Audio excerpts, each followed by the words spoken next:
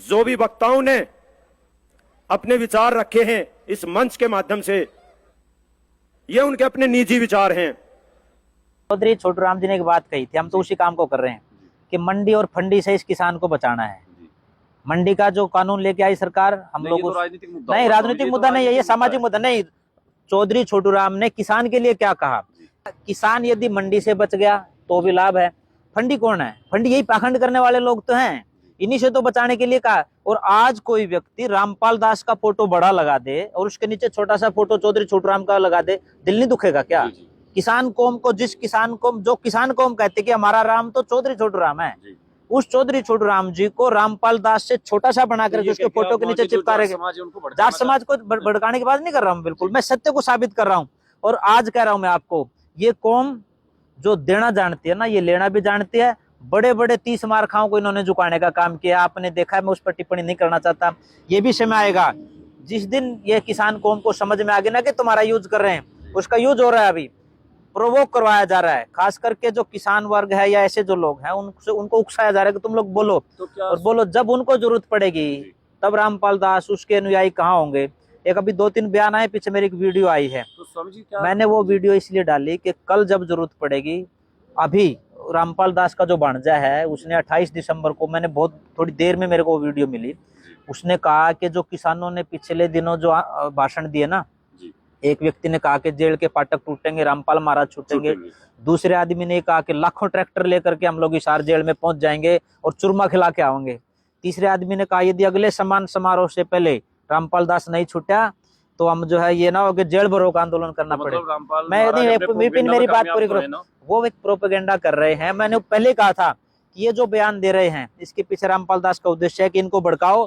अगर भड़क गए, आंदोलन खड़ा होगा तो रामपाल दास की मौज है। अगर प्रशासन अलर्ट हो गया, सीआईडी एक्टिव हो गई और इनको दबोच लिया, तो तब ये कहेंगे कि इनके ये व्यक्तिगत विचार थे, हमारा कोई लेना देना नहीं। वो बयान आ चुका, मैं इसलिए आपको कह रहा हूँ। संत रामपाल जी महाराज जी ने हमेशा ही भारतीय संविधान का आदर किया है। फिर 2014 बरवाला कांड में उस संविधान का निरादर किसने किया?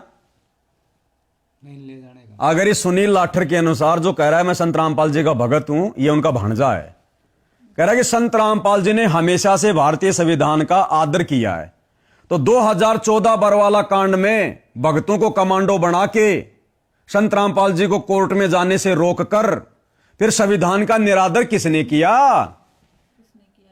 आज तुम्हें संविधान याद आ गया? उस समय कहां गया था संविधान?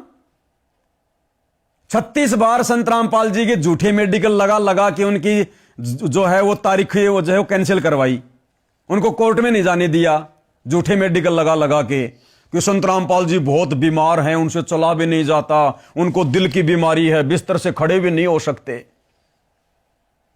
और आज ये क्या कह रहा है कि हम भारतीय संविधान का आदर करते हैं। वो 300 पुलिस वालों के बरवाला कांड में वो घुटने फोड़ दिए गए, वो पत्थर मार मार के, उस समय कहां चला गया था संविधान का आदर? काले कमांडो बना के तुमने भक्तों को संत रामपाल जी के नाम से उनको बदनाम करवाने के लिए खड़े कर दिए, तब कहां गया था भारतीय संविधान तुम्हारा? और तुम्हारी इन्हीं हरकतों के कारण वहां पर 6 भक्तों की मौत हुई। उस समय तुम्हारा यह बुद्धि विवेक कहां चला गया था कि हम संविधान का आदर करते हैं? आप ये साहूकार बन रहे हैं समाज के सामने, ये तो इतिहास बन चुके हैं। अब इन गलतियों पर तुम कितना पर्दा डालो, पर्दा नहीं डलेगा।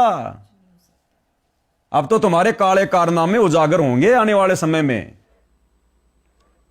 संत रामपाल जी महाराज कभी भी आह्वान नहीं करते किसी को कि जेलें भरी जाएं। इस तरीके से संत रामपाल जी महाराज बाहर आए।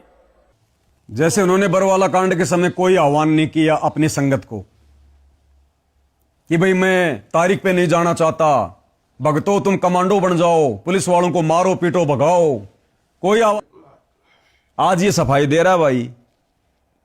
जो भी वक्ताओं ने अपने विचार रखे हैं इस मंच के माध्यम से, ये उनके अपने निजी विचार हैं।